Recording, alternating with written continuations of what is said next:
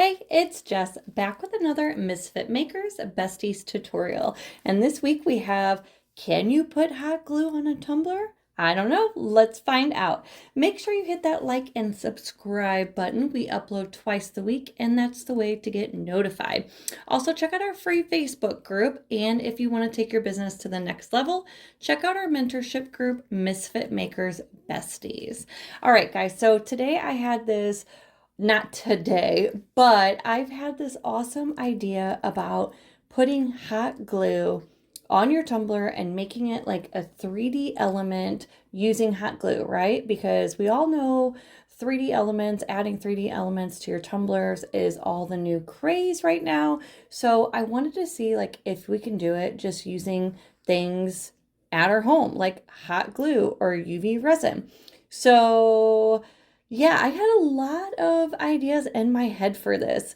You can see at first I split my tumbler into four sections, four even sections, because my very first idea was I wanted to put a different texture in each square, or a different design. I wanted to do like one section little dots, the other section swirls, the other section stripes, and like so on and so forth, right?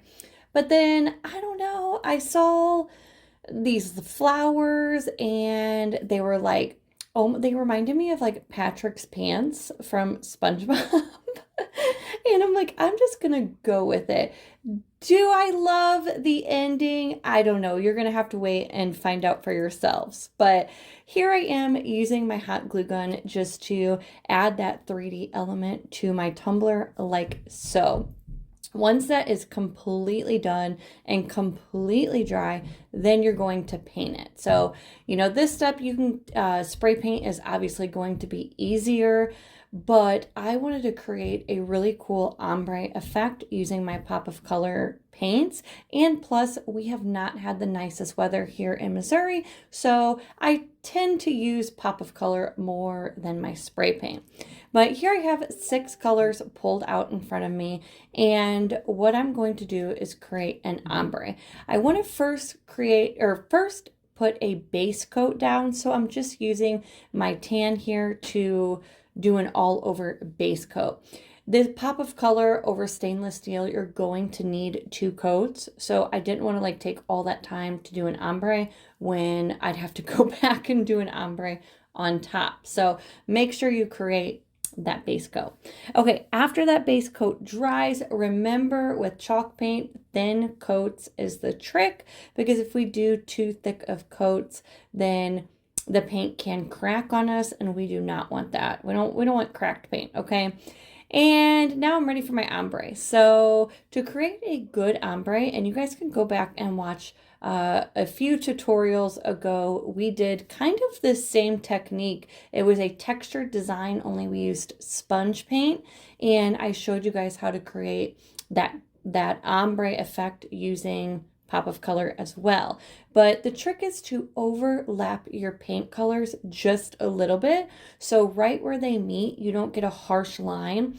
Instead, those 2 colors kind of blend together nicely. Another trick is don't wait for your one color to dry completely before moving on to your second color. You want both colors to be wet still, so they blend together, right? Because if our bottom color is dry and we're adding our top color of paint, our next color, then it's not going to blend with that already dried color. Hopefully that makes sense. It makes sense in my head. After you have all of your colors on your tumbler, now we're going to add some epoxy. I'm using 40 mLs of CC DIY Facet, and I added a little bit of Sparkle-tastic into my epoxy just to give it some shimmer. Once that was completely dry, I knew I wanted to do something with these flower patterns. I just wasn't sure what. So I found a bunch of foils in my drawer full of foils, and I was like, yes, this is what we're going to do. So this is actually leopard print foils, even though you can't really tell that it's leopard print because the lines are so smooth, but that's okay. I'm going to go in with my paintbrush and I'm just going to paint my tacket over and over again. Nice thin coat. And what I'm doing is I'm putting it wherever I want my foils to stick. I will dry that up a little bit with my heat gun, and then once it's like a tacky consistency, then you know that it's ready to you're ready to add the foils on top of the glue. Why are words so hard today? After adding the foils on top, I'm just going to press that down, kind of rub the foil in, and voila. Remove the foil, and the foil's going to stick wherever you put your glue. So now once I did this step and I did all of my flowers, I felt like my tumbler was still missing something. I don't know. Again, I kind of was overthinking this entire design and just winging it and going with it. So I wasn't really sure of anything, but sometimes some of our best ideas can come from not really knowing, not really having a design in mind. So don't give up. Not all the time. Sometimes you have fails, but other times, like some of my best designs have came from designs where I didn't have a design in mind. I was just doing it.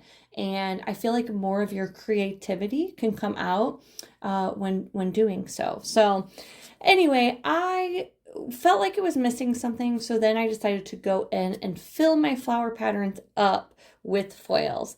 At first I was loving it, then I was kind of going back and forth like, man, they look like little gingerbread men or something. I don't know. Every time I look at my tumbler, I feel a different way. So you let me know down in the comments what you think of it. But my final step is I went in with some more epoxy and I decided to sprinkle some Blossom from Peachy Olive glitter on top. It's just some chunky glitter to kind of add some dimension. And once that was fully cured, I went in with another coat of epoxy for my final coat. And this time I used a medium viscosity, also from Stacey DIY. And voila, she's done. What do you guys think? Like I said, tell me down in the comments what you guys think of it. I don't know. I'm 50-50. I'm torn. I can't wait to hear what you guys think of it. But make sure you guys try hot glue on a tumbler and make sure you post it to the group so I can see your creations using hot glue. Bye, guys.